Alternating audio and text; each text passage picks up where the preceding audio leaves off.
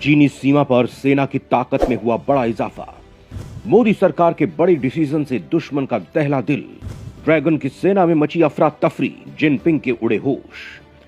दोस्तों, दुश्मन चीन को देखते हुए भारत सेना की हर छोटी बड़ी जरूरतों को पूरा कर रहा है। भारत छोटे से छोटे पहलू पर ध्यान दे रहा है, किसी भी वजह से चीन देश पर हावी ना हो सके। भारत की बढ़ती ताकत से चीन परेशान हो रहा है, वो बेहद खौफ में है। उसे अब डर सताने लगा है कि भारत कभी भी एलएसी को आजाद करा सकता है। दोस्तों, चीन भारत के कई अभिन्न अंगों पर दावा कर रहा है। चीन की इस गुस्ताखी से नाराज भारत ने उसका तगड़ा इलाज करना शुरू कर दिया है। भारत ने ताइवान को अपना समर्थन देना शुरू कर दिया है, उसके साथ ही रिश्ते बढ़ा रहा है। इसके अलावा वियतनाम, जापान, मंगोलिया सबके साथ रिश्ते बनाकर चीन की घेराबंदी कर रहा है। भारत के एक्शन से चीन बेहद सदमे में है। वो कोशिश कर रहा है कि किसी तरह भारत को शांत किया जाए, लेकिन भारत ने अब फैसला कर लिया है कि शुरुआत चीन ने की है, लेकिन अंत अब भारत करेगा। इसके लिए भारत ने ऑपरेशन F-INSAS चला रखा है, जिसके अंतर्गत सेना को हल्के और ताकतवर हथियार सौंपे जा रहे हैं। सेना को तकनीकों से लैस किया जा रहा है, सैनिकों की छोटी छोटी परेशानियों को दूर किया जा रहा है, सेना की क्षमता बढ़ाने की कोशिश की जा रही है। दोस्तों, सवाल उठता है कि ऑपरेशन F-INSAS क्या है? तो दोस्तों, ये एक तरह का ऑपरेशन है जो तमाम देश अपनी सेना को ताकतवर बनाने के लिए चलाती हैं, लेकिन अलग अलग नाम से भारत के इस तरह के मिशन को F-INSAS नाम दिया गया है। चीनी सीमा पर तैनात सिपाहियों को चीनी भाषा में दिक्कत का सामना न करना पड़े, इसके लिए एक डिवाइस दिया गया है। दोस्तों, इसी बीच सेना में एक बड़ा बदलाव किया गया है, जिससे सेना बेहद मजबूत हुई है। वहीं चीन की हालत पतली हो गई है। दोस्तों, ये बदलाव सेना की सुगमता को बढ़ाने के लिए लिया गया है।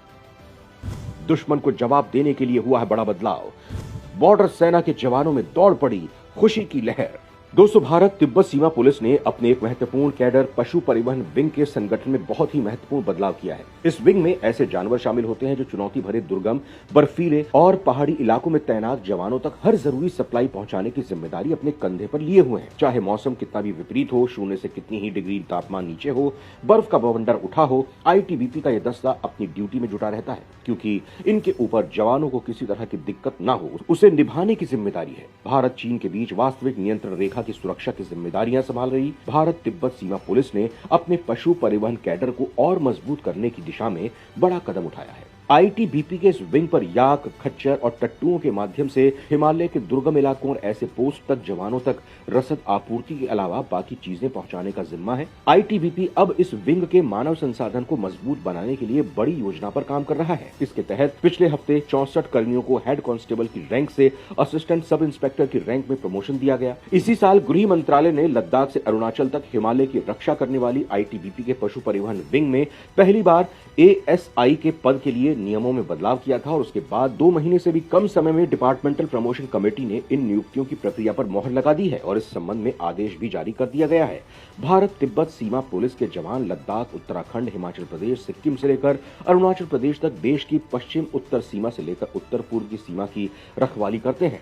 पहाड़ की लड़ाई के लिए प्रशिक्षित इस सशस्त्र बल के पशु परिवहन विंग में खच्चर, टट्टू और याक शामिल होते हैं। इस विंग पर 3488 किलोमीटर लंबी भारत चीन वास्तविक नियंत्रण रेखा के दुर्गम इलाकों में जवानों तक लॉजिस्टिक, हथियार, रसद, ईंधन के अलावा रख रखाव के लिए तमाम जरूरी सप्लाई बनाए रखने की जिम्मेदारी है। आईटीबीपी की तैनाती देश के कई बहुत ही ऊंचाई वाले दुर्गम जगहों पर भी है। ये 18,000 फीट से ज्यादा ऊंचाई पर तैनात हैं और ऐसी जगहों पर भी है जहां तापमान शून्य से काफी नीचे रहता है। ये भारी बर्फबारी में ड्यूटी देते हैं और बर्फ के तूफानों में भी डटे रहते हैं। आईटीबीपी का ये विंग एंटी सबोटाज और आतंकवाद रोधी K9 प्रशिक्षण केंद्र भी चलाता है। ये वीआईपी सुरक्षा और नक्सल विरोधी अभियानों के साथ ही विभिन्न सुरक्षा जरूरतों के लिए पेट्रोलिंग, असॉल्ट और स्नाइपर डॉग को तैयार करता है। एक सीनियर आईटीबीपी अधिकारी ने कहा है कि एटी कैडर में सारे 64 एएसआई पोस्ट नए सृजित किए गए हैं और इससे न सिर्फ कर्मियों के लिए प्रमोशन का दायरा खुला है, बल्कि इससे इस विंग की बेहतर निगरानी और संचालन भी सुनिश्चित होगा। यही नहीं, उनके मुताबिक आने वाले दिनों में ऐसे और मैन पावर बढ़ेंगे जिसमें एंट्री लेवल पर नए जवानों की भर्ती से लेकर अगले रैंक में हेड कांस्टेबल बनने तक की संभावना भी शामिल है। आईटीबीपी के पशु परिवहन कैडर में हुए इस बदलाव पर इसके डीआईजी सुधाकर नटराजन ने कहा है कि एक अधिकारी के लिए इससे बड़ी कोई खुशी नहीं हो सकती कि उसे एक मुकम्मल प्रमोशन मिल रहा है। उन्होंने कहा कि इस प्रमोशन प्रक्रिया की अगुवाई करना और जो 64 कर्मियों को चुनने और प्रमोशन सुनिश्चित करने के लिए महत्वपूर्ण जिम्मेदारी दी गई है, मेरे लिए वो सम्मान की बात है। तो दोस्तों, देश की सेना के हथियारों से लेकर उनके संसाधनों तक को अपडेट किया जा रहा है। सेना चीन की चुनौती का सामना करने के लिए पूरी तरह से तैयार है। देश ने अपने हथियारों के जखीरे में जबरदस्त इजाफा किया है। दुनिया में भारत तीसरे सबसे बड़े रक्षा बजट वाला देश है। मेक इन इंडिया मिशन के तहत तमाम घातक हथियार देश बना रहा है। तेजस, ब्रह्मोस, INS विक्रांत का दम दुनिया देख रही है। इसके अलावा MK फाइटर जेट और ब्रह्मोस 2 अंडर प्रोसेस है। दोस्तों, DRDO रुकने का नाम ही नहीं ले रहा है। रोज एक नए धमाके से वो दुश्मन की नींद उड़ा रहा है। भारत ने बढ़ा लिया है घातक हथियारों का जखीरा। हल्के वेपन्स पहाड़ों में सेना की बढ़ा रही ताकत। दोस्तों, चीन को बर्बाद करने के लिए देश ने Rafale fighter jet S-400 missile defence system तैनात कर रखे हैं। इसके अलावा बम बरसाने के लिए Tu-160 बॉम्बर की डील फाइनल हो चुकी है। इजरायली ड्रोन को अपडेट करने के लिए प्रोजेक्ट चीता चलाया जा रहा है। दोस्तों, मार्च 2012 में इजराइल वेपन्स इंडस्ट्री ने ऐसी लाइट मशीन गन्स को डेवलप करने का ऐलान किया जो हर तरह के युद्ध में कारगर साबित हो सकता है। इसकी पहली झलक उस साल भारत में हुई डिफेंस एक्सपो और चिली में हुई एरोस्पेस फेयर में देखने को मिली थी। नेगेव दुनिया की इकलौती ऐसी लाइट मशीन गन है जो सेमी ऑटोमेटिक मोड और सिंगल बुलेट शूटिंग के लिए प्रयोग की जा सकती है। नेगेव को इजराइल की डिफेंस फोर्सेस भी प्रयोग करती है। दोस्तों, सेमी ऑटोमेटिक फायरिंग की वजह से इस मशीन गन को युद्ध की स्थिति जिसमें अचानक हमला, करीब से हमला होने पर आसानी से प्रयोग किया जा सकता है।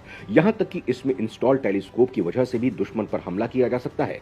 ऑटोमेटिक मोड में ये मशीन गन 1 मिनट में 700 से ज्यादा गोलियां फायर कर सकती है। सिर्फ 8 किलोग्राम की इस मशीन गन को कहीं से भी फायर किया जा सकता है। यहां तक कि हेलीकॉप्टर, टैंक और नौसेना के जहाज से भी इस मशीन गन से फायरिंग की जा सकती है। इसमें लगा गैस रेगुलेटर इसे मुश्किल परिस्थितियों में एक्स्ट्रा पावर देता है। इस खासियत की वजह से इसे धूल और कीचड़ में भी ऑपरेट किया जा सकता है। गलती से फायरिंग ना हो, इसके लिए इसमें 4 तरह के सेफ्टी फीचर्स भी दिए गए हैं। नेटो सेनाएं भी इसका प्रयोग कर रही हैं। दोस्तों, ये जानकर आपका सीना गर्व से चौड़ा हो जाएगा कि 2020 में भारत के रक्षा मंत्रालय ने इजराइल के साथ करीब $121 लाख के साथ एक डील साइन की थी। इजराइल वेपन्स इंडस्ट्री के साथ हुई इस डील के 16,479 नेगेव लाइट मशीन गन को खरीदने पर रजामंदी बनी थी।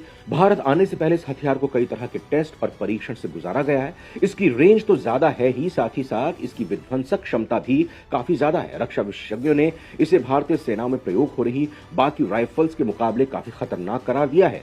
इस LMG को खरीदने का फैसला मार्च 2020 में लिया गया था। उसी साल मई में चीन के साथ लद्दाख में तनाव की शुरुआत हुई थी। इस तनाव के बाद फैसला लिया गया है कि पाकिस्तान से सटी LOC और चीन के साथ सटी LAC पर इसको तैनात किया जाएगा। दोस्तों, चीन को सबक सिखाने के लिए भारत हर मोर्चे पर पूरी तरह से तैनात है। तो दोस्तों, भारत आर्थिक, सामरिक और रणनीतिक तीनों तरीके से चीन को घेरने में लगा हुआ है और चीन को भी अंदाजा हो गया है कि उसने शुरुआत तो कर दी है लेकिन अंत भारत ही करने वाला है। दोस्तों, सैन्य शक्ति के मामले में भारत की सतर्कता और अपग्रेडेशन पर आपका क्या सुझाव है? कमेंट बॉक्स में जरूर बताएं।